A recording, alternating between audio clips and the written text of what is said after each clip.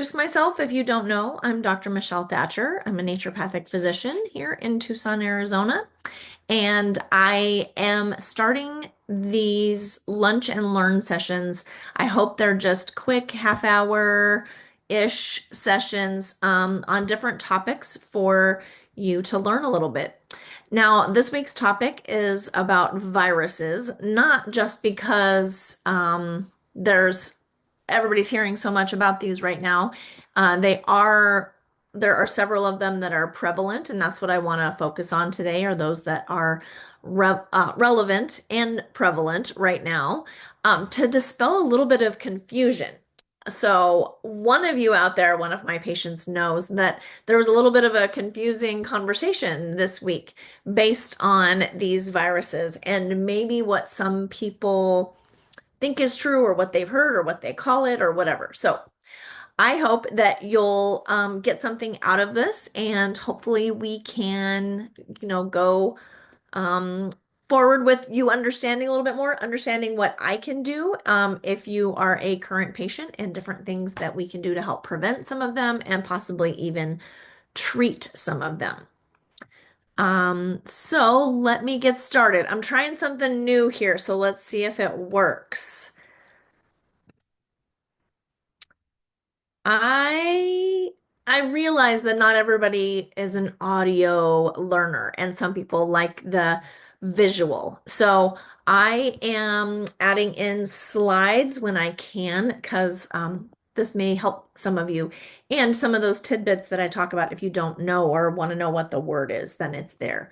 So this is our topic, the viruses, just a quick overview of those that are currently relevant. So, what we'll focus on today are some of the respiratory viruses and the different types that those are. The ones I'm going to focus on are the common cold, one called RSV. I'm just going to touch on that. Influenza, which is what we call the flu, and certainly COVID. We've talked a lot about COVID in the past. The other viruses I want to discuss, another one that's currently relevant, is a GI virus called the Norwalk virus or norovirus. This is what some people refer to as the stomach flu. Plus, I want to put this in contrast with food poisoning, because we certainly hear about that, similar symptoms. Um, Also, what we've heard a lot about lately is the bird flu.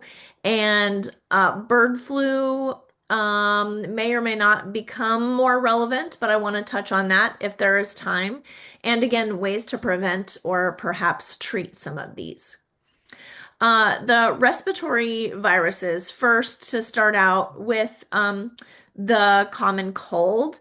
There are several types of viruses that make up what we call a common cold. Primarily, they're a virus called rhinoviruses.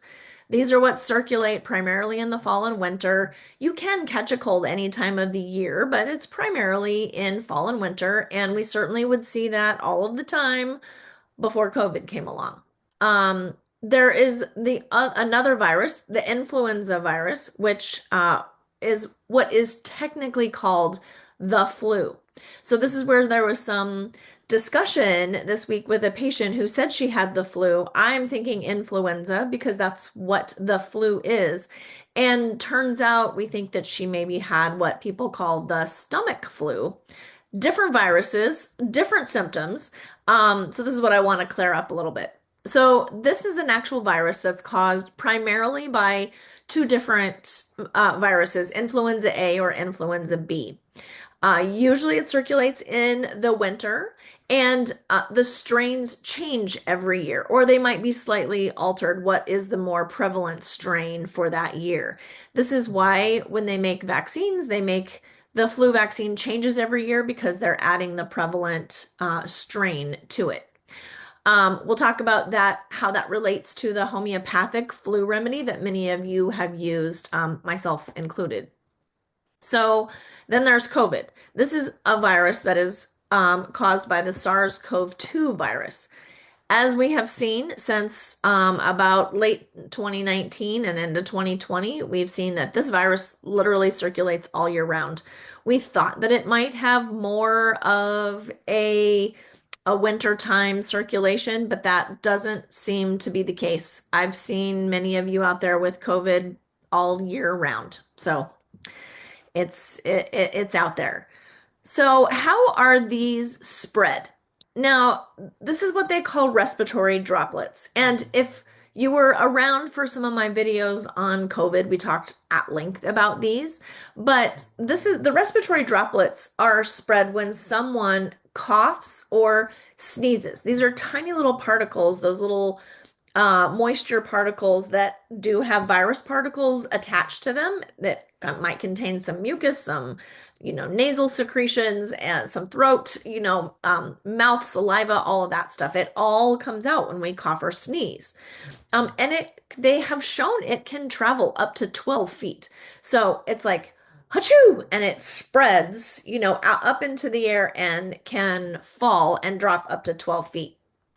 So when those are released, if you're standing close to someone after they sneeze or cough, and some of that, those respiratory droplets are released, they can actually be breathed in by you. And for respiratory viruses, the nasal cavity and the mouth and throat are the primary places where that virus is going to attach and start to multiply. So, if you were to breathe some of that in, that is what allows the virus to start to multiply, and then you catch the cold. The droplets can also, as they're being spread out, they can certainly land on surfaces. Then if someone in your house sneezes and it lands on the table, and then you, a few minutes later, go to sit down at the table and you put your hands on that part where some of those droplets fell, and then, you go scratch your nose or something like that. Congratulations, you've now just transmitted the cold to yourself. Obviously, it's not just that easy. There's a lot of things that are in play. Everyone's immune system is different, but that is one way where it's transferred from a surface to the hand to the mouth. Um, Also, if you are the one that has a cold or flu and you sneeze or cough and into your hand, and then you go and touch the door handle, turn on a faucet, the light switch, touch the table, anything like that, now you have also transferred it to that surface, and the next person that comes along can pick that up.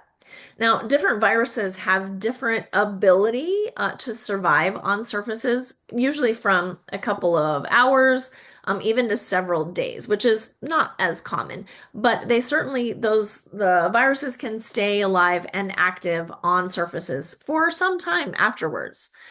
Um, there was back a few years ago, this was before COVID, but our family was traveling home and I went into a hotel room to check in, and the man behind the desk was clearly had a cold. We weren't worried about COVID at that time, but he looked miserable. And so I go to sign the thing, and he hands me a pen, and I was like, okay, I don't really want to touch this pen, but I didn't know what else to do. So I grabbed the pen. In the back of my mind, I'm like, I am walking over there and washing my hands right away. So I signed the thing, and the whole time I'm still like, he should not be here. He's feeling sick. He's spreading his cold germs everywhere. Well, I immediately forgot about it and we check into our room, and it was later that night while I was sleeping, I started to feel the little tickle in the back of my throat, and I knew exactly where I got this from touching that dang pen that I didn't go wash my hands afterwards. So when we're looking at these different things, now we do have COVID in the mix. So is it a cold? Is it the flu? Or is it COVID? So there's a few differentiating things besides being tested for, you can't be tested for the cold, but it's kind of excluding that by testing in the other ones. But so this helps you understand a common cold. We've had these before COVID. You could feel it coming on. It's generally less severe, even though you can feel pretty crummy. It's usually a lot of sneezing and runny nose. And from the viewpoint of the virus, This is really helpful because the more sneezing and runny nose you give, the more chance there is for that virus to spread to other people. That's the whole goal of a virus. It's not very fun to us, but usually with a cold, there's no fever. Not usually a headache unless it's more of like the sinus headache. There's not usually body aches, and some maybe fatigue, but not severe. Many people, even though they shouldn't, like the man at behind the desk at the hotel, can work through a cold. They shouldn't. They should go home and rest or, just be away from other people. But it's not usually a struggle to work through it. Now, the primary symptoms are generally 1 to 3 days. The tickle, sore throat, running, sneezing, running nose, sneezing, just feeling kind of crummy. And without any treatment whatsoever, it generally resolves within 7 days. Now, you might have secondary symptoms after that. This is what used to happen to me all of the time is that you might, because of the runny nose and then usually subsequent congestion, you can get the sinus congestion, sinus headache, maybe even lead into a, sinus infection or whatever, just because there tends to be so much more congestion in the head and throat after a cold. And certainly a cough, everyone, has experienced that before too, where it's a cough that just lingers. And it's only based on sometimes there is like the postnasal drip. Sometimes it is just the body still recovering from that actual virus. So RSV, like I said, some people have heard about this. This is generally a wintertime virus, and how we can estimate if this is what is, it's more like a cold. It's generally a little bit more mild, but the R is for respiratory syncytial virus, so it says right in its name, it's much more indicative of a respiratory disease. So the primary symptom is the cough. And generally, some people do think of this as like in past winters before COVID, we would just call it a cold. But it was always a cold, like, oh, this cold really has a cough that hangs on with it. Chances are that was actually RSV. And most, older children and adults can clear it just like they would a cold. But it's the immunocompromised adults and infants, especially those that are premature, that are much more at risk because of the weakness of the lungs. And premature infants do have a tendency to have more respiratory types of issues. So it's very similar to a cold, not usually, as intense. But I won't, tell you too much more about that. So influenza, or what is actually the flu. When people say they have the flu, or when we hear about yearly, the flu is going around, it is this virus. Again, that's influenza A or B, changes a little bit every year. It is not something that's characterized generally by GI symptoms such as vomiting and diarrhea. So that's where it kind of gets confusing, is that I didn't necessarily realize that before, but this is something that people will say is, oh, I have the flu. Really, what they mean is maybe the stomach flu, and they really mean they have more of a norovirus, which we'll talk about in a minute. So the flu or influenza actually starts kind of like a cold. It can, but it comes in quickly. It progresses rapidly and it's intense. You can feel fine literally within, you can feel fine, and then within a few minutes, suddenly you've come down with something and that you've been hit hard by it. It can start like a cold and progress very rapidly. Um, so usually it's like the sore throat, the headache is severe, the fatigue is severe. And what's happening is usually it's a fever is also usually kicked off. I don't remember if I said that with a cold, that a cold does not usually have a fever with it. But the fever is triggered in the body by the fever triggers in the body these substances called cytokines. And the cytokines are what make us feel so achy. And it's kind of nature's way to say, you're about to go through something, you need to go home and rest. And that it's almost impossible to work through the level of fatigue that influenza and that COVID can bring.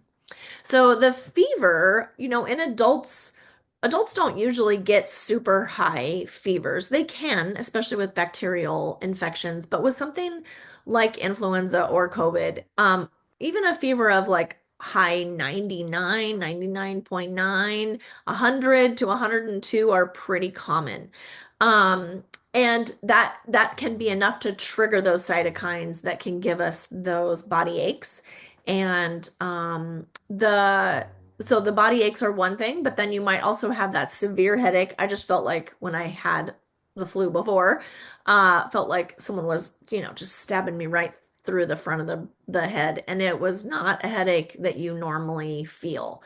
The sore throat can also be very intense, and sometimes the cough develops because of that sore throat. There's postnasal drip.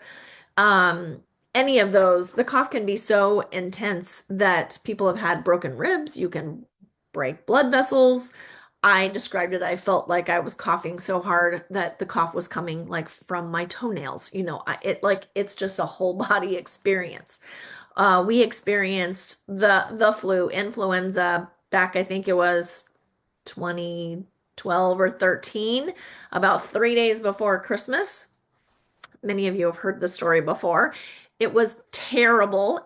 It did come on quite suddenly for me. I was shopping with my kids, and within 10 minutes, I just felt it come over me and had to get home quickly. It was awful. And it does feel like you've just been, run over by a truck or something. So it is very intense. And it's not something that you necessarily want to have to go through. So let me see, did I finish all that? So without treatment, without anything, without doing any supplements, any type of support, it can last for about 10 to 14 days. It's longer than a cold, it's more intense than a cold. And it is common to have secondary infections such as pneumonia, especially if there's a lot of mucus that settles in the lungs, the cough continues, your chest and your stomach feel sore from coughing so much. And a lot of that settles and can lead to secondary bacterial infections like pneumonia. Again, with the cold, you can also have secondary sinus infections. Those are both very common after the flu. And for many of you, if you've been with me, several of you, we've talked about Epstein-Barr virus, and the flu seems to sort of reactivate some of those dormant chronic viruses, such as Epstein-Barr virus, such as varicella, which causes the shingles. It's like you finally get over the flu, but people will say, I never really felt better after that, or suddenly they start having shingles or some other type of symptoms of a secondary viral infection. Terrible. Doesn't feel great. This is why we try to prevent it, and a lot of the natural therapies to treat the flu are quite effective. Same as COVID, which we'll talk about next. So COVID is very similar to the flu. Without a test, especially these days, it's almost impossible to tell the difference. They're very similar in how they present. It lately, probably for at least the past 8 or 9 months, maybe a year. It starts off like a runny nose and sneezing, almost like allergies, but can quickly progress to the sore throat, the headache, and both of those, the same as the flu, can be quite severe. The fever and the body aches can also be quite severe. That was my experience. I had COVID twice, and definitely the fever and body aches were, and the fever I only had, I think my temperature again was late high 90s, like 99.9, 100, 100.2, something like that. But that's enough to trigger those cytokines to make the body aches just impossible. The current strain of COVID is characterized by a lot of coughing and a lot of phlegm and mucus in the head, in the throat, in the lungs. People really struggle with that. And so many of you know that I have certain types of supplements that I love to use for that, just to break up that mucus. But the cough can linger. And again, it can last for such a long time, lingering because of all of that postnasal drip. I haven't seen in the past year or so, I haven't seen as much loss of taste and smell as when COVID first came about, but I have had some people report that. Um, COVID can last for about a week, but just like the flu, sometimes 10 to 14 days. The fatigue and the cough are two things that can linger with that. So you've probably heard the feed a cold, starve a fever, old wives' tale, old saying.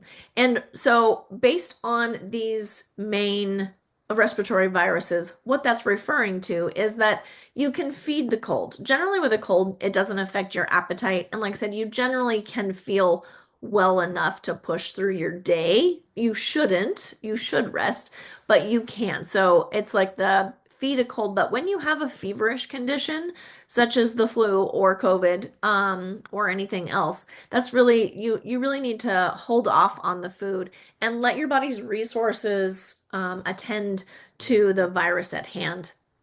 And definitely hydration and all that stuff, which we'll talk about. But that's the meaning behind that particular saying.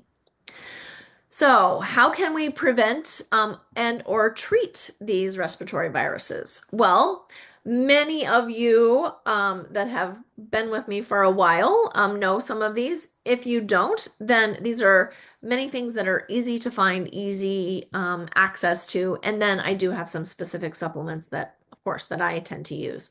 So the nasal spray, such as the one Xlear Clear, I don't know how that's pronounced. The reason behind that is like, especially if you've been somewhere or with someone and they have a cold and or any of these viruses, this is one, you're spraying that nasal spray right at the site where it likes to infect. And that disrupts the virus from being able to replicate and to multiply. That's an easy thing to have on board when someone in your family is experiencing this, or you're just, going out and into society when people have a lot of these viruses. The other ones, black elderberry syrup. I've talked about that so many times. It's a great preventative.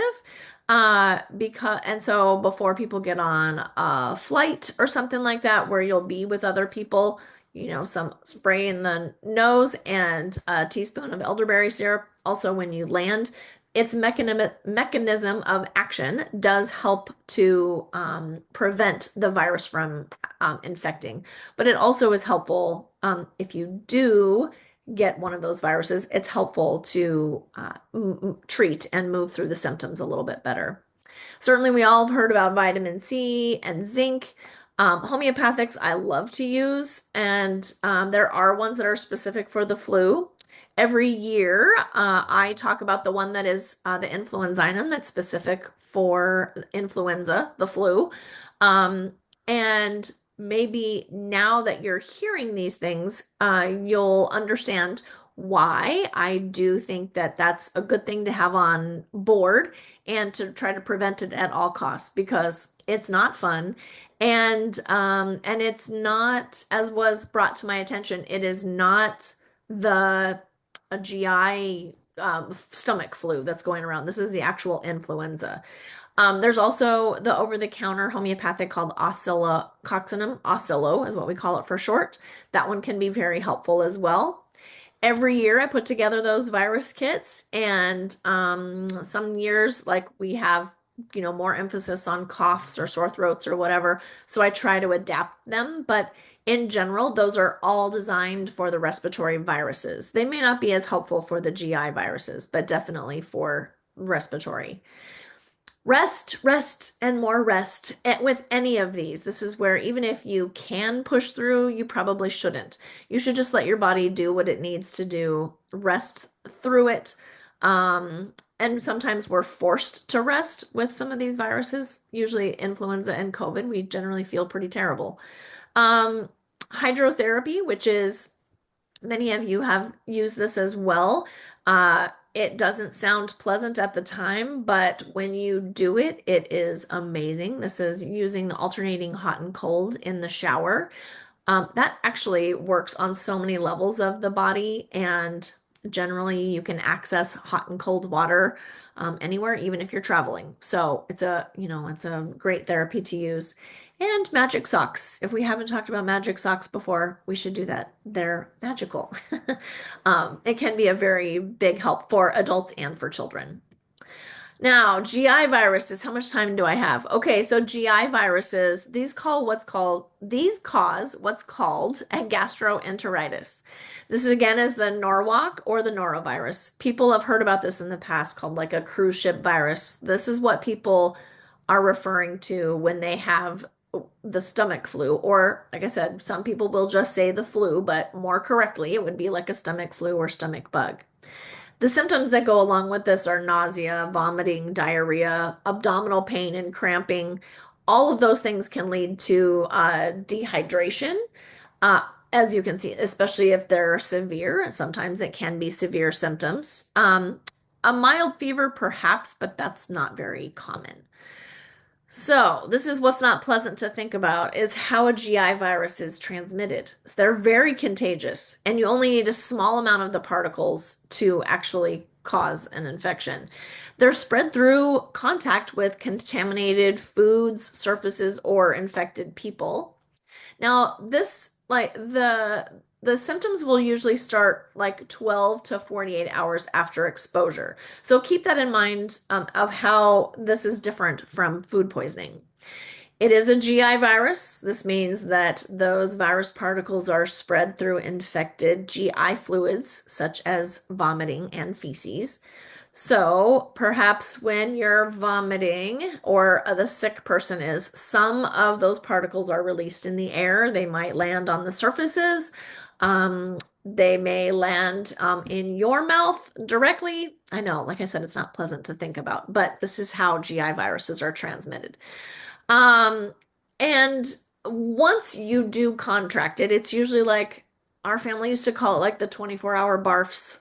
That's generally what happens. It's like a 24-hour to 36 hours usually. May last up to 3 days, but that's generally the majority of the symptoms. Vomiting and diarrhea can be at the same time, not pleasant. Um, all you have to do is tell somebody that you have a stomach flu. They get it. They don't want to be around you. Please stay home. It can still be contagious for several days after the symptoms resolve. And this is what is most common spread among family members because you generally aren't out in the public, especially at first when you're most contagious when you have these symptoms. So it goes around families. One person will get it. 12 hours later, somebody else will get it. 12 or 24 hours later, someone else will get it. At least that's been our family's experience. Not pleasant. But again, you still can be contagious for a few days, maybe even up to a week or so after symptoms resolve. So you just have to be aware of that. Now, food poisoning, the difference between norovirus and food poisoning. Food poisoning generally begins pretty suddenly, like 3 to 6 hours after consuming a food that's contaminated with some type of bacteria. Usually it's bacteria or bacteria that produces toxins. There are a few of those. Similar symptoms, nausea, abdominal cramping. Usually it goes in stages. Usually you have the vomiting first because your body's encountered this toxin or bacteria trying to get rid of it. And then it might be followed by diarrhea later. The vomiting stops, and as some of that virus has moved down the pipes, it starts affecting the GI tract. And so then you might have the diarrhea. Some people may experience fever and chills, also not as common. It comes on quite suddenly. You can feel fine, start to feel nauseous, and have these symptoms occur, fairly quickly. Usually, other people who consumed the same food will also fall ill within the same, time frame.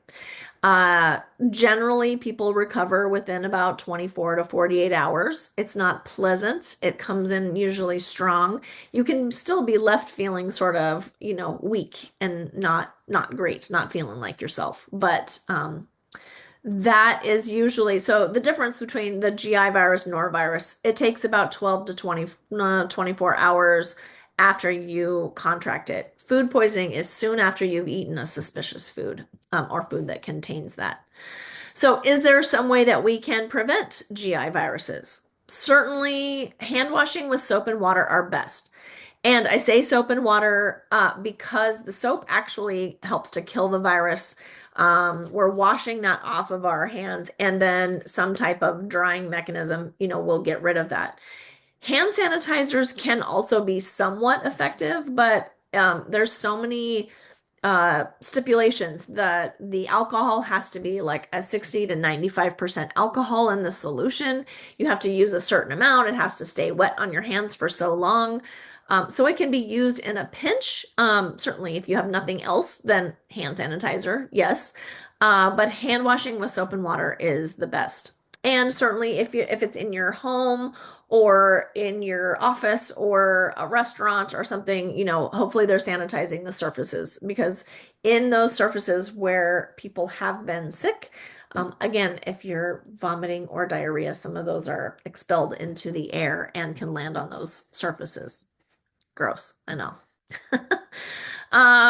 So how can we avoid food poisoning? And food poisoning is generally, if you're at some type of, say, potluck, the best way is to avoid cream-based foods and mayo-containing foods, such as like deviled eggs, or cream pies, or I got food poisoning once. It was at a restaurant, but it was with clam chowder. And when I ate it, I knew it wasn't quite the right temperature, but didn't think much about it. I was also newly pregnant at the time, so the vomiting and diarrhea I just thought were, part of the process. It was not. It was definitely, that food that I ate. It was directly soon after I had that food. So this usually occurs at potlucks and things like that. Unless you know for certain that that food has been kept refrigerated, I would just avoid some of those. You know, politely have something else, I suppose. Because those foods, if the temperature is not kept right, many of those foods, this is where they can grow bacteria, and some of those bacteria that reside in the creamed foods can release toxins. So let's see, we're running out of time here. How can we treat these GI viruses and food poisoning? Certainly rest and hydration with water, electrolytes, broths, teas. These are some that you don't usually feel like eating, but you definitely don't want to start food too soon. You can calm the nausea with different ginger or peppermint products, teas. There's the ginger chews, there's the Altoids, the peppermint lozenges. Any of those can help. There are lots of homeopathic remedies that I can help you with that are specific for whatever type of GI problem you're experiencing. But mostly you just have to write it out and support your body with these things that I mentioned, and let your body take care of it. It doesn't usually last longer, and you just kind of have to hang in there with it, unfortunately. Let me touch real quickly on bird flu. This is the one called H5N1. It's primarily in wild birds. So the contact with humans are usually those like farmers that are in touch with flocks of birds, such as chickens. Recently in the US, it's also been found in dairy cattle. And this is where it may be problematic because this jump from poultry or from birds to mammals is concerning because then that means that the virus may have found a way to be more easily transmitted from animal to human and then thus from human to human. As of now, there's no cases of human to human that we know of, but they are watching that closely. Also, as a side note, your pets, cats, dogs, of birds, of course, can also get it. So this is why they're keeping an eye on it. Hopefully, it won't progress to that, to going from human to human, because then we may have another COVID situation where it's just easily transmittable, but we just don't know yet. The key of bird flu, the symptoms are mild. They can become severe, but pink eye, strangely enough, is one of the keynotes of bird flu. Now, everybody that doesn't have pink eye, that doesn't mean that you have bird flu. That just means that you have all these other symptoms, and pink eye seems to be something that is outstanding. So we pay attention to that. So without the evidence of human to human, we can't say for sure how we might prevent it, but it's likely to be more like the respiratory virus. And so those supplements and homeopathics, Oscillo, the one named Oscillo, we're thinking may be specifically effective because that is derived from, I think, duck something. But Oscillo seems to be one that they're keeping an eye on that may be effective for bird flu. Is that it? All right, I think I got through them all. Just a few more minutes of time. I'll stop sharing here. So, thank you for joining me for this lunch and learn about viruses. I hope you were not eating your lunch when we talked about the GI viruses, but I hope that you were able to learn something a little bit about it. And let me know for in the future if you have other questions or anything like that. Thanks for joining me. We'll see you again next time.